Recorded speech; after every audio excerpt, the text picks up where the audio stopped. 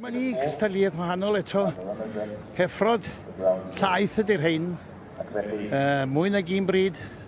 A Steve Otram o Gymru yn beirniadu o Deeside. Ac enni mae Mr Harris o, wel, Cross Hands fyr yn o'r ffarm ynddi. A wedyn, beth yw'r feddwl di am rhain wan? Wyt ti wedi cael cyfle i gael golwg o'ch ydyn nhw? Mae sawl pawb da iawn i gael yn y dosbarth hyn a y gorau o pob bryd.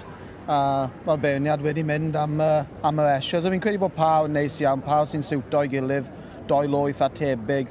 Ond y peth mwyaf bod doi llo sydd yn dangos lot o pethau ni moyn gweld mewn fuwch fodern laeth. A hefyd mae e'n oedran anodd iawn i gael y pethau'n iawn i gyd. Mae nhw'n ifanc yn dyn nhw, ti'n Dim wedi datblygu yn hollol, ynddi? Y lot yn gallu newid yn y anifeiliaid hyn. Ersias mae Steve Otram yn gadw o'r bryd? Ie, neu fryd cawtra fe. Ie. Ond dyn ni'n gweld hynna, ti'n dod i ferniadu sioe o'r fawr a hon, rhaid ti dderbyn pob bryd yn rhaid. Os, a gyda'r byd yn edrych, mae rhaid wneud y penderfyniad iawn. Hollol. Ond fel ti'n gweud, y jersey sydd ar y brig yn yma, Y esios wedi ennill fan hyn. Debyg iawn ymlaen i fan hyn, ynddi? Ie, mae'r jerseys yn dda, wedi tyfu'n dda. Ydyn? Go dda, yna fo.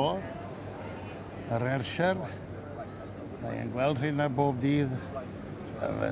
Ysgwydd llaw, cystadleuwyr wyr y teg, ac eto, yn dilyn mlaen llawer iawn o bobl ifanc fewn yn bridio y gwertheg yma. Dyna ni'r dosbarth mae'n cael ei ennill gan yr Ayrshire i'r par o'r Heffrod i'r dyfodol. Gawn ni weld mwy maes o law. Yn iawn sio.